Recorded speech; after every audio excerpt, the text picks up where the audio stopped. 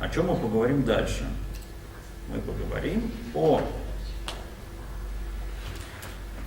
решении той задачи, которую вы, скорее всего, в том семестре делали. Это круто. Вы же делали там свою страничку, своя сущность была. Сколько сущностей было? Одна, две, три? Сразу пять. Понятно. Инфоблоки и компоненты. Так как вы параллельно с лекциями делаете лабораторные работы, которые весьма конкретны, лекция тоже должна быть по максимуму практичной, а не только голой теорией. Поэтому тут будет вам и практика. Поговорим не только про концепцию, но и про код.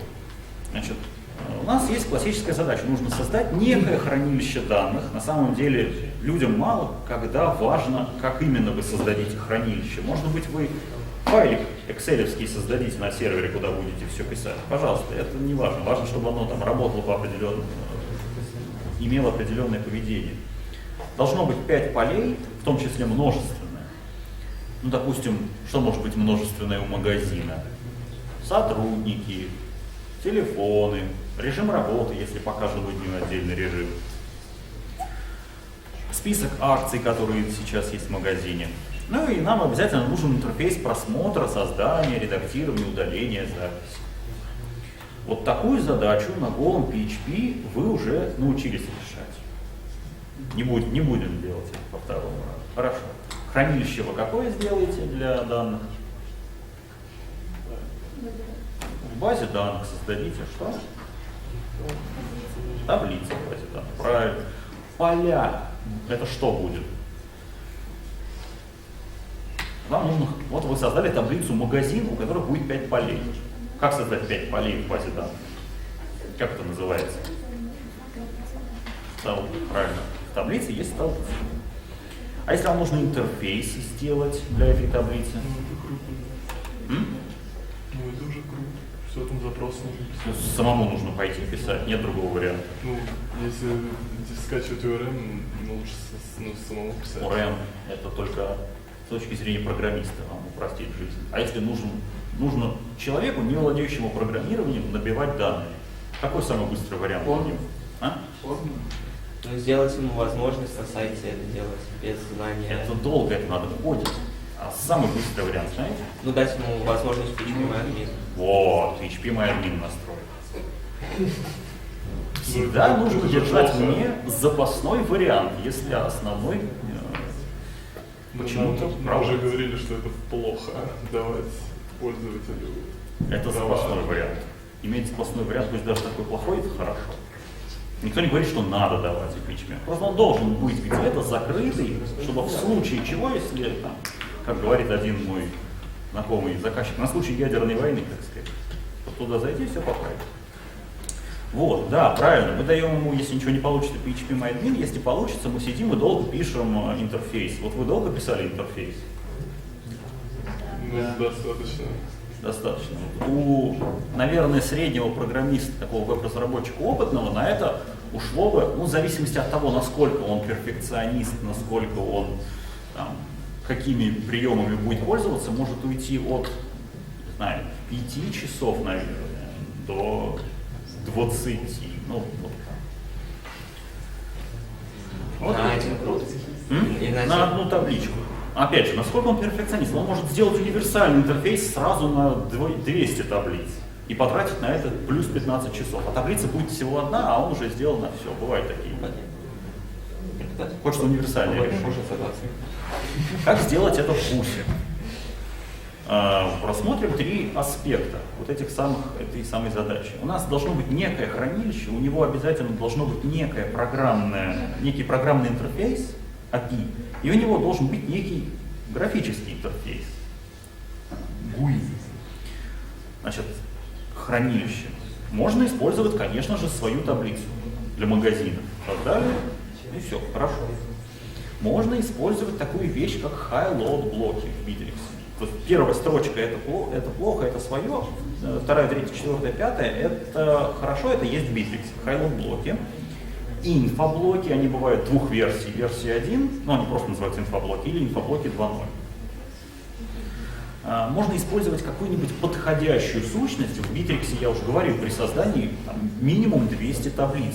Ну, наверняка одна из этих таблиц более или менее по смыслу подходит. Например, там есть такое понятие, как склад в интернет-магазине. Если открыть страницу склад, то мы увидим точка на карте, адрес, график работы. В принципе, все, что нам нужно. Его даже можно расширять, добавляя свои поля. Подходит, можно использовать его, если там все остальные ограничения тоже нас устраивают. Например, есть редакция Bittrex, в котором только один склад, называется малый бизнес. Вот вам подходит, где один всего магазин, может быть, зато очень гибкий, там 100 полей в этом магазине? Если да, то берите.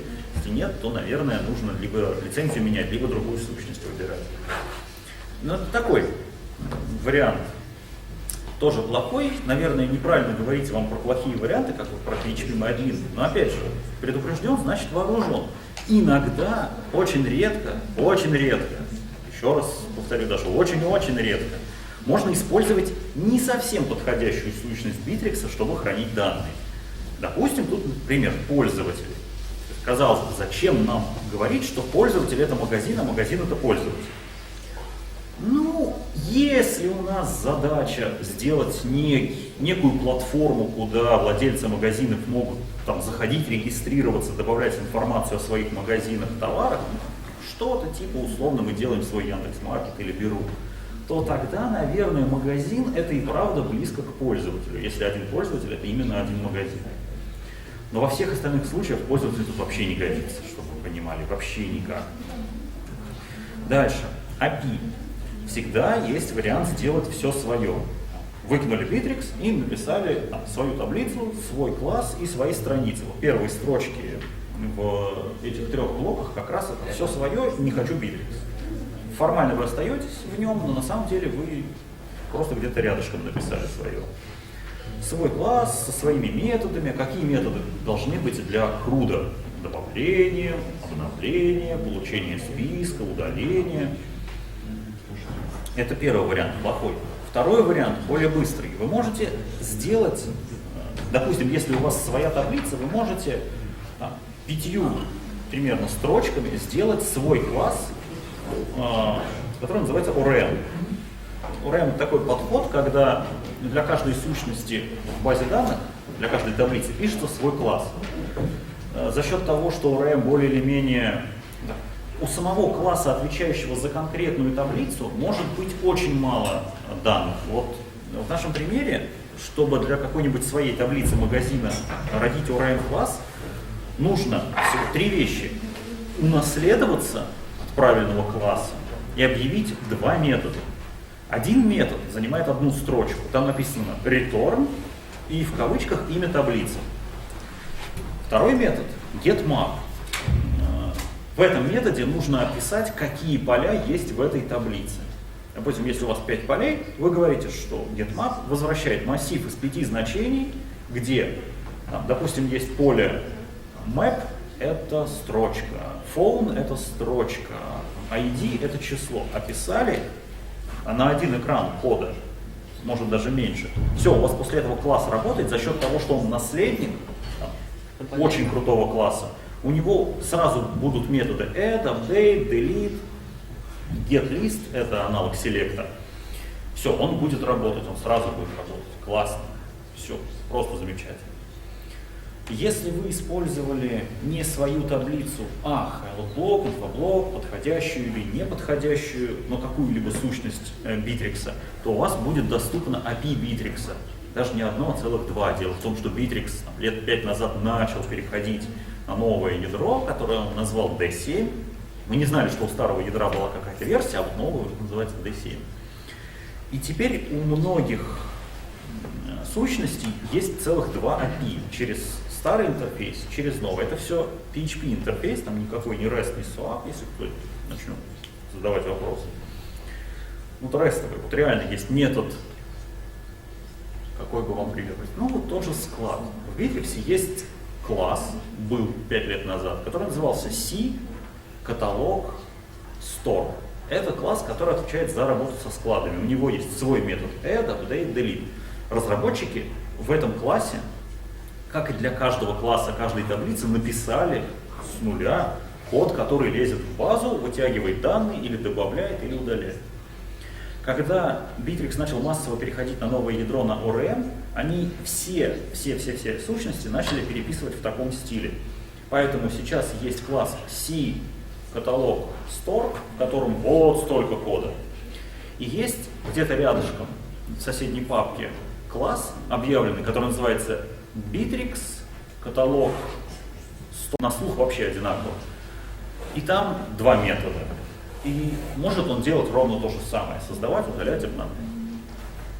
Всегда надо использовать новое API по возможности. Оно иногда, очень, не настолько часто, как об этом говорят, оно удивляет неприятностями, но, как правило, если его выпустили, то и уже вы точно знаете, что годик оно полежало, и им люди попользовались. Все, в нем уже основные вещи вычистили. Можно пользоваться. И насчет графического интерфейса. Вы можете сделать, конечно же, свою страницу, на ней сами лезть в базу, сами доставать данные, сами обрабатывать форму, проверять авторизацию пользователя, чтобы абы кто не добавлял данные. А можете, первое, сделать страницу в админке по канонам Bittrex управления сайтом.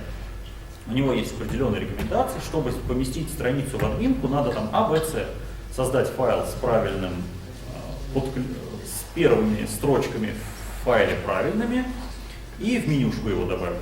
На самом деле там больше разговоров, чем работы. И страница появится.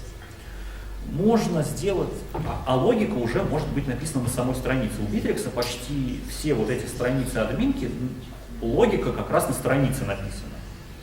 Можно на страницу положить свой компонент. Можно воспользоваться админкой, если вы использовали некую сущность, ее админкой. Допустим, у тех же складов Bittrex уже есть интерфейс, вообще ничего не надо добавлять. Ну и, соответственно, можно сделать отдельную страницу где-нибудь в публичной части и туда положить компонент для конкретной сущности. У тех же складов, опять же, есть компоненты, которые вообще-то предназначены для публичной части, но, может быть, мы о них говорим о публичных страницах, которые уже умеют выводить список складов. Вот. Дальше посмотрим, как можно создать с помощью инфоблока магазин. И насколько это сложно делать в курсе. Вспоминаем, как мы мучились через Pitch. В админке заходим на страницу типа инфоблоков и добавляем свой тип. Типы в Bittrex инфоблоков нужны в основном для группировки. Инфоблоков может быть 100, и смотреть на список из 100 неудобно, соответственно, давайте их по типам раскопируем. Нужно указать идентификатор и название, это обязательные поля для названий на всех языках. Там есть еще и дополнительные настройки, но на то они и дополнительные, чтобы мы туда не лазили, если не надо. После этого создан тип, мы создаем инфоблок. Для инфоблока нужно указать на самом деле всего два поля. Это сайт, к которому он должен быть привязан. У вас в лабораторной, во всех лабораторных, будет только один сайт. Вы поставили Bittrex, на нем работает один сайт. Не 20 и не 2, один. Поэтому вопрос, где ставить галочку, вообще отпадает. Везде ставьте галочку у вашего единственного сайта. И дать ему какое-то название на русском языке для человека. Все, обязательные поля закончены на этой вкладке. Идем на вкладку «Свойства». Нам уже нужно было 5 множественных полей. И добавляем телефоны, это будет множество, это будет строка, множественная тут галочка стоит. Дальше идут символьные коды для, во-первых, для работы Bittrex, а во-вторых, для API. На карте можно указать прям привязка к Яндекс.Карте. Адрес, режим работы — это какой-то текст, и схема проезда — это некий файл. Создали, перешли. Про эту вкладку все забывают, как правило. По умолчанию, если вы создали инфоблок, он ни для кого не доступен. Если у вас есть права администратора, на вас это не распространяется. Но если вы захотите где-то в публичной части вывести эту информацию, неавторизованные пользователи или даже авторизованные без прав админа не увидят этого. Поэтому нужно обязательно поставить галочку для всех пользователей чтения. Не галочка, это вот поле. Не забывайте. И не забывайте проверять ваш сайт из-под анонимного пользователя. После этого у вас в меню появляется в пункте «Контент» тип инфоблока, в нем все инфоблоки, а в нем есть элементы. И вы можете их добавить. Для любого элемента обязательно только название. Ну, можно настроить обязательность, но нельзя снять обязательность названия. А сделать обязательно можно все. Указали название, адрес, точку на карте выбрали, режим работы задали, какой-нибудь файл схема проезда загрузили, телефон, сколько вам надо, указали, сохранили.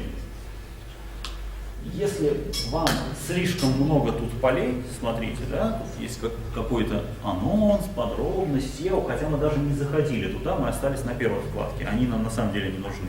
Это можно настроить. И правильно это все настраивать. Зашли, удалили лишние вкладки, нажали, выделили, нажали удалить, выделили, нажали удалить. Поставили галочку «Установить настройки для всех пользователей» и нажали «Сохранить». После этого все эти лишние вкладки пропадут. Можно даже поля скрывать, которые вам не нужны. Можно их группировать как-то по какой-то своей логике. Допустим, у вас сайт объявлений, и у объявлений есть несколько стадий. Вот вы сделаете вкладки на каждую стадию, и на каждую стадию отнесите те поля, которые заполняются только там. В списке тоже можно настроить внешний вид. Допустим, нажали вот эту шестеренку, выбрали нужные нам поля. Все. Теперь мы, не заходя в какой-то конкретный магазин, видим все, что тут про него написано. Осталось только решить вопрос с интерфейсом для обычных пользователей. Они же должны как-то эту информацию получать. Создаем раздел. С этой кнопочкой уже должны были познакомиться, если проходили второй урок Академии Битрикса. Назвали по-русски, назвали по-английски, добавили к меню. Все, у нас есть страница. Нашли компонент, который называется «Список новостей». По-моему, говорил в прошлый раз. То, что он называется «Список новостей», не значит, что вы только новости должны им выводить. На самом деле тут скорее ошибка, неправильное позиционирование. Он на самом деле выводит элементы инфоблоков, и не важно, что это за инфоблок. Инфоблок магазинов, значит, будет список магазинов. Инфоблок новостей, значит, будет список новостей. Поставили компонент, сказали, выводи, пожалуйста, из контента, из магазинов, нажали «Сохранить». Если нужно отобразить еще какие-то свойства, выбрали их в пункте «Свойства». Вот это вариант, если ничего не выбрано. Это вариант, если мы выбрали свойства, которые нам нужны. Вот, пожалуйста, карта есть, и адрес есть, и режим работы, и телефон, и все. Схема проезда нет, это недоработка Bittrex, они не умеют в стандартных шаблонах выводить файлы. Почему-то это всегда приходится дорабатывать. Ну, у человека, который делает это не в первый раз, разумеется, где-нибудь есть доработка, которую он просто каждый раз на новый сайт с собой переносит. Один раз сделал. Итого, мы создали тип инфоблока, секунд за 30, сам инфоблок еще за 60. Раздел в публичной части установили и настроили компонент. На все ушло в сумме минуты 3. Гораздо быстрее, чем делать на голом PHP сущность магазина с интерфейсом, с редакцией. Тут даже SEO работает. И работает даже не выходя за рамки этих 3 минут, если нужно было. Вопрос есть по прошедшей части? Может быть, вы уже даже создавали инфоблоки. Не помню, кажется, нет, пока не надо лабораторию делать. Но тем не менее, инфоблок — это такая основная единица. С их помощью делается очень многое. Вот данных на сайте может быть очень много, поэтому у Bittrex есть такой хороший механизм, и он очень широко используется. Чтобы создать инфоблок, как вы видели, нужно только, чтобы был для него подходящий тип, нужно указать название и привязку к сайту. Не надо сидеть, заполнять формы длиной в 100 полей. Там, конечно, 100 полей, но они не все обязательные. Заполнили вот название и привязку, заранее сделали тип, все готово. Что вы получаете, если пользуетесь инфоблоком, а не какой-нибудь там отдельной сущностью, или не делаете свою таблицу сами? Во-первых, вы дружите с модулем поиска в Bittrex. Когда на сайте вы делаете там в шапке поле ввода, пользователь туда вводит что-то, и вхождение этого текста ищется повсюду на сайте, так же, как и с настоящими поисковыми машинами, поиск производится не в реальных данных, а в так называемом поисковом индексе. То есть кто-то, в данном случае Bittrex, сам проходит все свои модули, все сущности, которые там есть, и спрашивает, есть что проиндексировать. Модуль инфоблоков отчитывается. У меня есть инфоблоки раз, два, три, у каждого из них данные вот раз, два, три. Некоторые модули с этим не дружат. Например, модуль highload блоков, который я упоминал, он не умеет индексироваться. Если вы хотите хранить данные в highload блоках, вы можете это сделать. Но находить вот просто так сразу вы их не сможете. Надо интеграцию делать небольшую. Про механизм работы поискового индекса вам рассказывали когда-нибудь? В принципе, я уже сейчас вскользь его и упомянул. Он работает так, как работает Google, как работает Яндекс. У них есть пауки, боты, специальное такое ПО, которые просто ходят по ссылкам. У них есть боты, которые ходят только по новым ссылкам, боты, которые ходят только по старым. У них разные специализации. Они заходят на страницу, они выкачивают оттуда все, что имеет ценность для машины. Они могут... Видео они, наверное, не будут смотреть. JavaScript они тоже, наверное, не будут выполнять. Но есть такие, которые выполняют. Все, что их интересует, это текст. Они смотрят на семантику. Если вы где-то пометили у себя в разметке, что это там шапка, это подвал, они туда не особо смотрят, они смотрят на самое главное, на контент. Вытягивают оттуда весь текст и сохраняют себе в распределенной, огромной, очень распределенной базе данных. Вот в чем успех был Гугла, когда они запускались, что они сумели для своей системы использовать очень много, очень слабеньких компьютеров, которые было очень легко заменить. Ну, представьте, что любой сайт в той первой версии Гугла хранился одновременно на 3 компьютерах. Один вышел из строя, не страшно, второй вышел из строя, не страшно, третий вышел из строя, а мы уже первые 2 поменяли. Или сама информация раскопировалась по другим. Лучше, чем держать немного очень дорогих серверов. Потому что у Bittrex и у Гугла в этом роде подход одинаковый. Они ходят, смотрят, какие данные есть, сохраняют в свою какую-то таблицу в удобную форму для поиска, а потом, когда нужно что-то отыскать, они ищут уже по этой... Bittrex ищет по конкретной таблице, Google ищет по своему хранилищу. Там, конечно же, не табличка у Гугла одна с всеми сайтами. Предварительно эти тексты могут быть как-то обработаны, например, Bittrex их как обрабатывает. Есть же поиск с учетом морфологии. Bittrex разбивает текст на слова. У слов он по специальному алгоритму пытается выделить основу, вот как в русском языке в школе. Основа, да, или основание называл, окончание основы. Вот он пытается математически эту основу отделить от всего текста и сохраняет ее отдельно, помимо того, что сохраняет все слово. Также он разбивает слово на такие штуки, которые называются стемы. Это такая довольно-таки уникальная последовательность букв. В слове гидроэлектростанция, наверное, это были бы там гидр, электр, станц. Похоже на логику человека, но все равно там математику правит главу. Разбивают все слова на вот эти фрагментики и хранит еще и фрагментики отдельно. И когда вы пытаетесь найти слово гидроэлектростанция, он ваше слово тоже разбивает на фрагментики и ищет текст, в котором они встречаются. Чем чаще и чем плотнее, тем лучше. В общем, модуль поиска — это отдельная песня, очень сложно, очень интересно.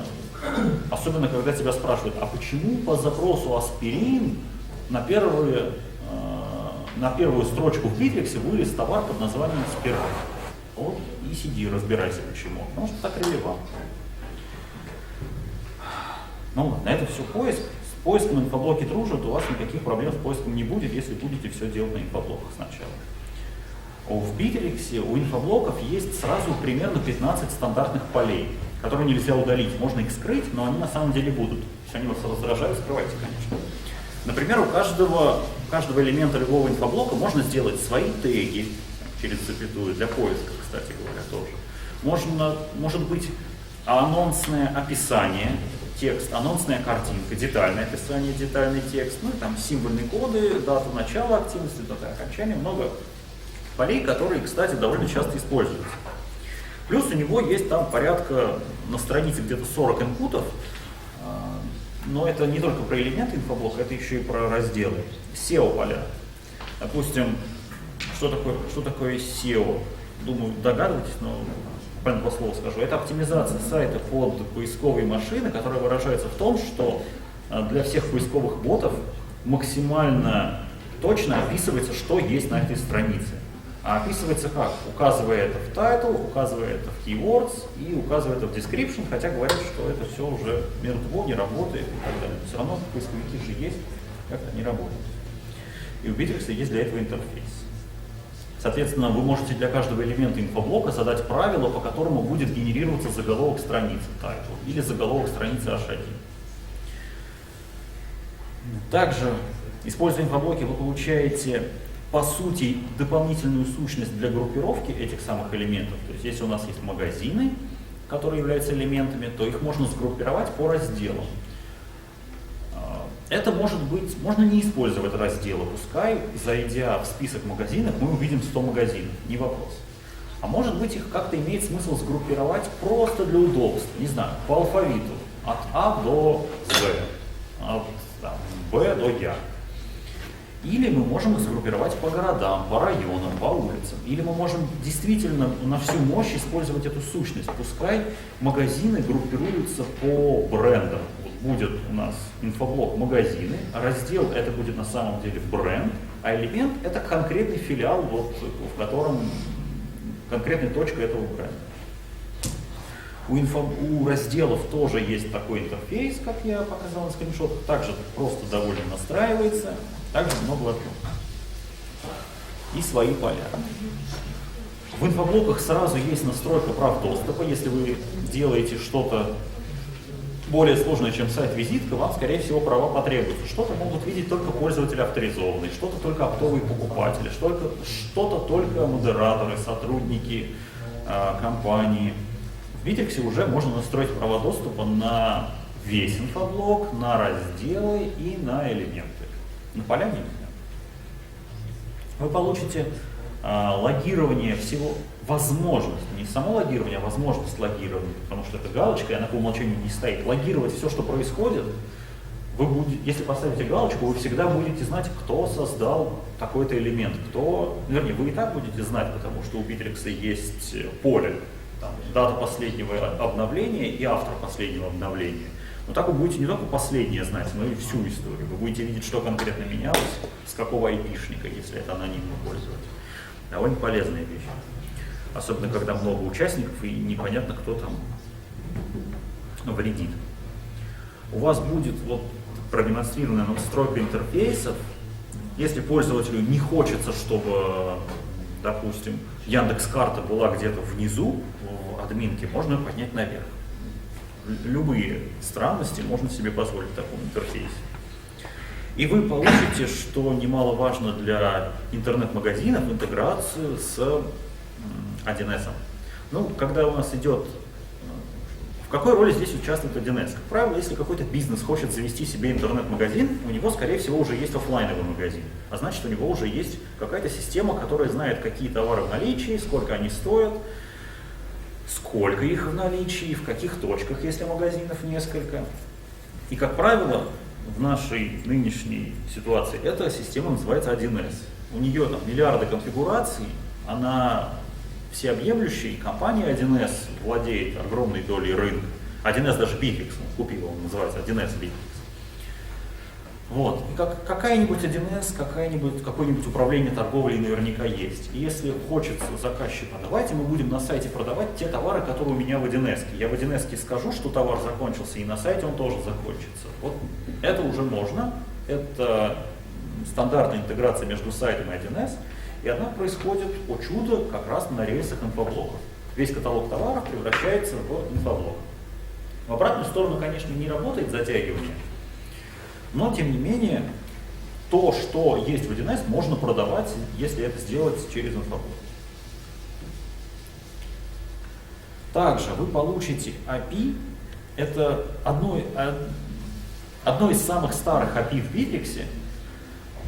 Очень много кода, десятки тысяч, наверное, программистов его уже испробовали, закидали техподдержку Bittrex своими жалобами, предложениями, пожеланиями. Вот. И на каждой конференции Bittrex, когда выходит директор компании рассказывать, что новенького в этом релизе, всегда, даже если в аудитории собрались сплошь какие-нибудь маркетологи, там IT-директора, всегда найдется какой-нибудь программист, который спросит, а там в какой функции вы когда баг исправите? Вот тут, наверное, уже все баги исправили за 20 лет в API. Функция, которая позволяет вытащить данные из базы по инфоблокам, CI-блок элемент GetList, это самая популярная страница мне кажется, даже она в России довольно-таки популярна, не просто среди Bittrex разработчиков. У меня она во вкладках есть просто всегда. Браузер ее уже просто помнит, предлагает со стартом браузера. Давай начнем свой день с чтения документации по этой функции. И вам она тоже будет очень полезна. Она очень сложная, там очень много функций, вернее, у этой функции очень много функций, тавтологии. У этой функции есть 5 параметров, это все, почти все массивы с очень сложной структурой, там можно, не знаю, человека убить, если построить по-хитрому запрос, наверное. У инфоблоков есть такая штука, как кэширование, которая спасает при высоконагруженных проектах, это просто она всегда спасает. Даже на дешевых хостингах, вспоминаем, да, то, что я говорил про дешевые хостинги 20 лет тому назад. Что такое кэширование? Допустим, я всегда привожу такой пример. Представьте, что когда вам в школе рассказали про квадратные уравнения, ax квадрат плюс bx плюс c равно 0, вы завели себе тетрадочку, куда начали записывать все решенные вами задачи со всеми дискриминантами. То есть для а равно такого, b такое, c такое, равно 5, x2 равно 6. И вот и вы всегда носите с собой эту тетрадочку, у вас там оглавление очень удобное, что вам дают задачку, вы такие, так, стоп, вот я решал эту задачу, ответ такой. Вы очень быстро дали ответ на вопрос, который когда-то уже решили. Кэширование именно в этом и заключается. Сервер запоминает то, что у него спросили в определенных условиях. Если условия воспроизводятся, он отдает точно тот же самый ответ. В частности, все компоненты, работающие основные с инфоблоками, умеют такое дело кэшировать. Например, тот же newslist, список новостей. Если анонимный пользователь зашел на страницу, и мы ему что-то показали, то следующему анонимному пользователю мы покажем ровно то же самое. Мы не полезем в базу данных, мы покажем все то же самое, что было. Есть вопрос.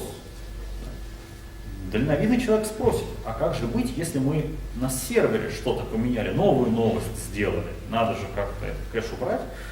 Все на самом деле просто. Кэш хранится на сервере, а не на клиенте, поэтому нам не надо ходить к человеку каждому и говорить, сбрось кэш, новая новость появилась. Нет, это все делается на стороне Bittrex, он решает, что надо показать то же самое или не то же самое. И есть механизм, который называется тегированный кэш. Условно говоря, там, не вдаваясь в подробности, это как раз ответ на вопрос, а как сбросить весь сгенерированный кэш, если появилась новая новость. А вот тегированный кэш. Обсудим, когда будем про кэш говорить. Когда вы дойдете до кэша в лабораторном. Что будет раньше, посмотрим. У вас сразу будут доступны клевые компоненты. Это каталог со всеми его детками. Это список элементов каталога, это список разделов. Это сравнение товаров, фильтрация, умный фильтр, детальная страница товара, с новостями примерно тоже, новости, список новостей, детальные новости, категория поиска по новостям и добавление элементов. Также у вас в новом Bittrex, вот я показываю на скриншотах довольно старое тиражное решение, потому что я поставил очень простую редакцию Bittrex. Если поставить бизнес, то там доступен шаблон интернет-магазина, который написан вполне себе на современной библиотеке фронтенда Bootstrap. И Bittrex переодел почти все уже свои компоненты в Bootstrap. У вас сразу есть шаблоны, которые вы можете взять из этого решения, выдрать в другой Bootstrap, перекрашенный, там, закругленный или наоборот распрямленный, поставить, и оно будет выглядеть хорошо. Можно добавить в инфоблоки, помимо вот eBay, это стандартная аббревиатура для инфоблока. И неважно, первая это версия или 2.0, просто инфоблоки. Добавить можно почти любое количество новых свойств. Можно как угодно менять поведение через механизм обработчиков событий. допустим, вам нужно, вот в лабораторной как раз будет такое, если пользователь пытается удалить новость, которая создана меньше 3 дней назад, мы должны ему сказать: а-та-та, такие новости удалять нельзя, и просто ее отключить. Она остается в базе, пользователь ее не видит. Результат тот же, но данные сохранились. Это все делается через обработчик события on, before, delete. Полное название, наверное, все-таки on, before и блок элемент delete. Также и можно всегда добавить свои компоненты со своей логикой. Ну вот не подходит вам по какой-то причине список новостей для магазинов, должна у вас там быть какая-нибудь очень интересная логика. Бог с вами, сделайте свой компонент. Иногда, почему самая распространенная причина отказываться от компонентов, на самом деле в том, что они очень универсальны, соответственно, они либо очень усложнены, чтобы в них что-то потом поменять, либо они не очень оптимально работают. Соответственно, если мы знаем, что нам надо вывести конкретные вот эти данные, пусть даже с небольшим заделом на будущее, что данные могут чуть-чуть поменяться, могут быть чуть-чуть не те, тем не менее мы можем выкинуть этот абстрактный компонент Bittrex и написать свой, который будет работать чуть быстрее, чуть лучше. Вы не поверите, насколько может быть там важна производительность. Там, быстрее на 0,01 секунды это уже очень быстро, это уже очень хороший прирост. И ради таких вещей тоже бывает переписывают. Например, один из наших клиентов, интервологи, обратился к нам с формулировкой: я ходил по сайтам конкурентов, ваш открылся быстрее всего, поэтому я хочу, чтобы сайт мне сделали вы.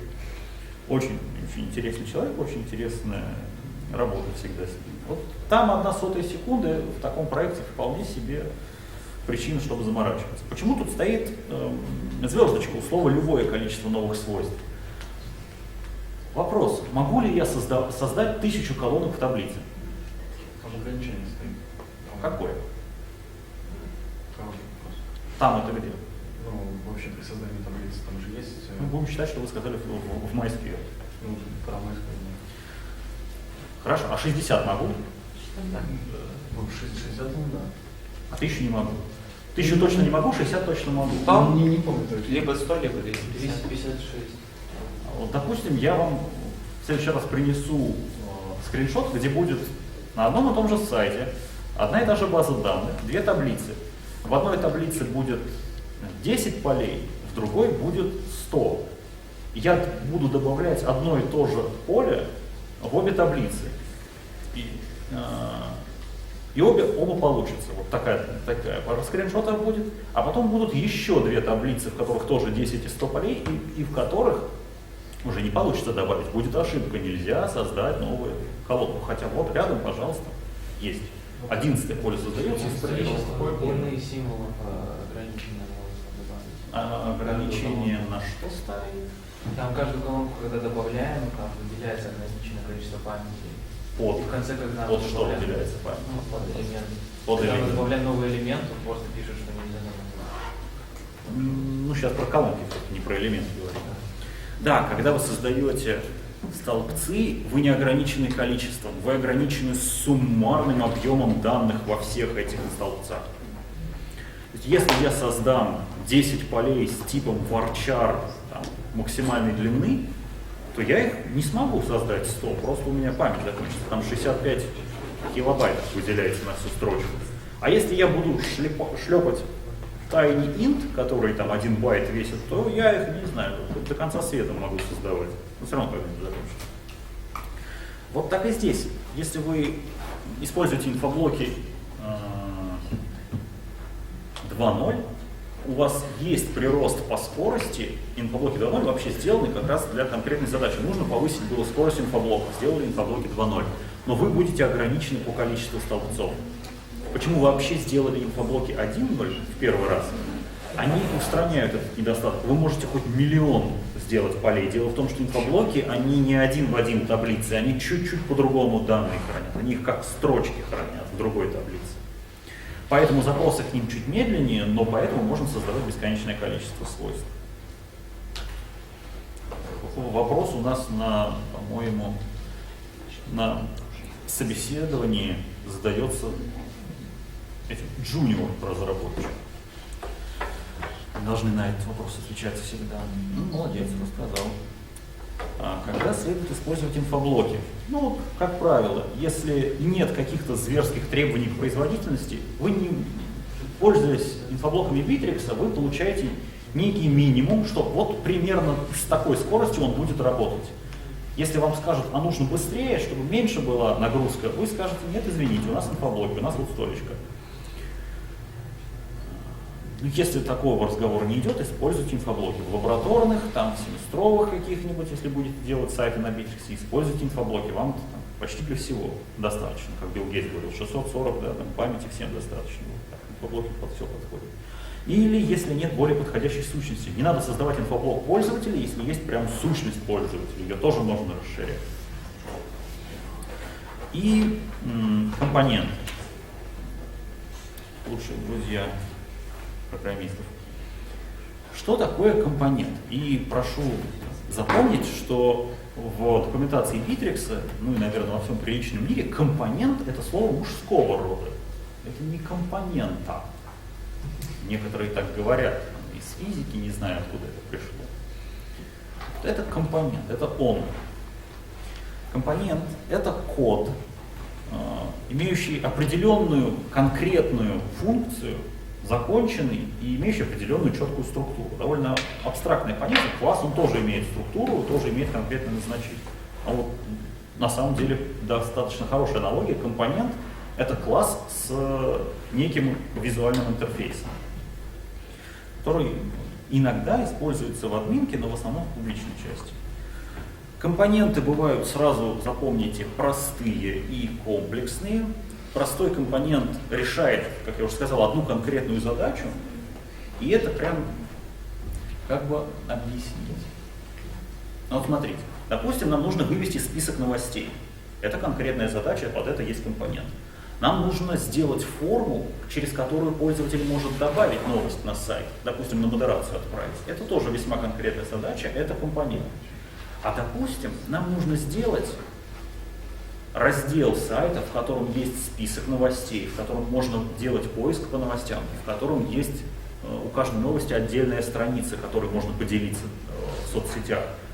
Примерно одно поле деятельности, новости, но много маленьких подзадачек. Вот каждая подзадачка, список, добавление, вывод детальный, поиск — это компонент, это простой компонент.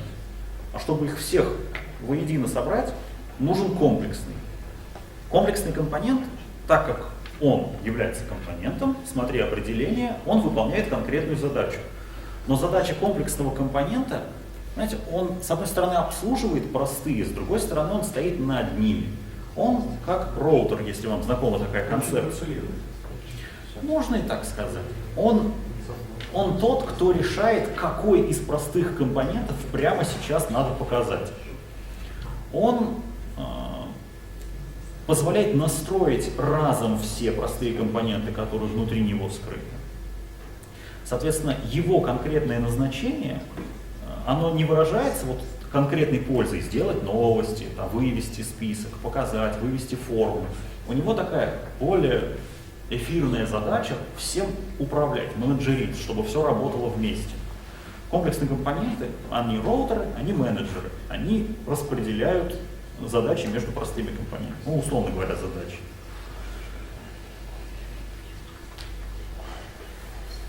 Страница обычно состоит из простых компонентов. Код свободный в Bittrex не принято писать, вот прям по рукам, линейкой.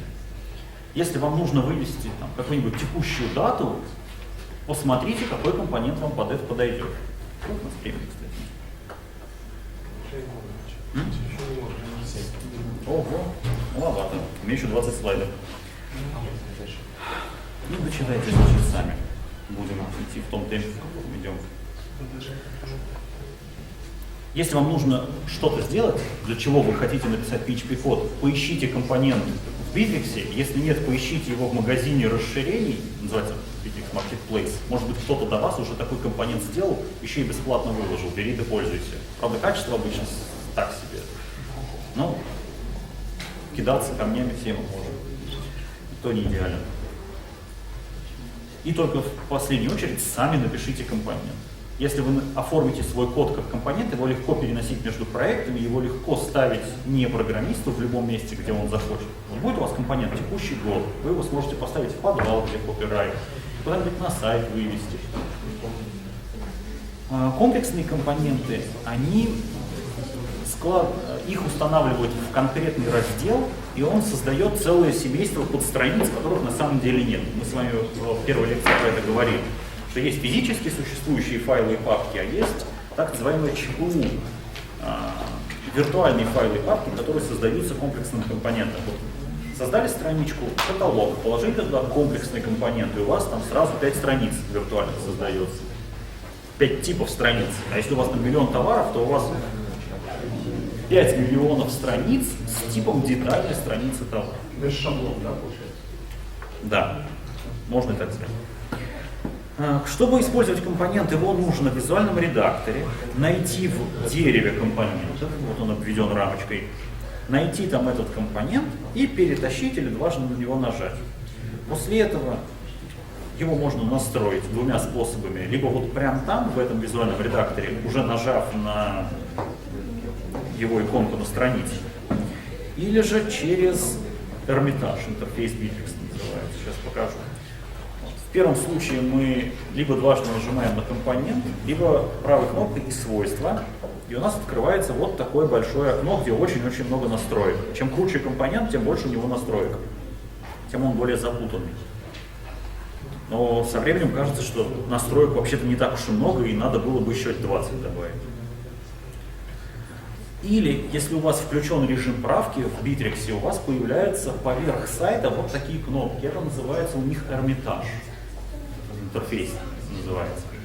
Соответственно, у всех компонентов есть вот такая шестеренка, и можно ее нажать, можно вот в выпадающее меню заходить и там нажимать. Редактировать настройки. Вылезет ровно то же самое окно. Вот такое. И компоненты — это PHP-код, который размещается на странице. Просто у вас есть красивый визуальный редактор, который скрывает от вас эту работу. Если очень хочется, можно прям открыть файлик в IDE и там написать код, который подключит компонент. Или можно готовую страницу с уже установленным компонентом загрузить на FTP. Как происходит разработка? Мы что-то делаем на сайте песочницы, какой-нибудь новый раздел, все проверили, протестировали, создали инфоблоки такие же на бою, и по FTP, например, или через Git, или через Continuous Integration отгрузили эти файлы, все, они там появились, компоненты начнут работать, как только на них начнут заходить.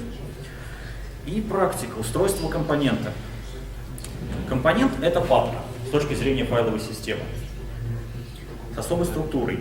Эта папка может лежать в нескольких местах. Либо это Bittrex Components, код разработчика. Код разработчика указывается всегда. Если вам нужен стандартный компонент, то это будет разработчик Bittrex. Соответственно, папка будет Bittrex Components Bittrex. Если в вашем установленном сайте перейти по этому пути, вы там увидите 100 компонентов, 100 папок. Также есть папка Local Components. И там что угодно, опять же тот же Bittrex. Это папка, в которую Bittrex предлагает вам всегда все свое складывать. Папка Local в принципе для этого предназначена, чтобы не раскидывать по всему диску, а хранить все в одном месте. Дальше у нас требуется, чтобы в компоненте как минимум присутствовал файл с логикой. Файл с логикой — это либо компонент PHP, либо класс PHP. В зависимости от того, как написан компонент, по старой парадигме или по новой. Новое ядро D7, про которое я говорил, это как раз класс PHP. А что вообще может быть в папке с компонентом? Помимо компонент, опечатка здесь не компонент с компонент PHP, это логика. Она пишется в процедурном стиле. Прям открываете, и там 1000 строк кода. Если класс PHP, то там один класс. Красивый, аккуратный, если вам повезет. Можно 1000 строчек кода.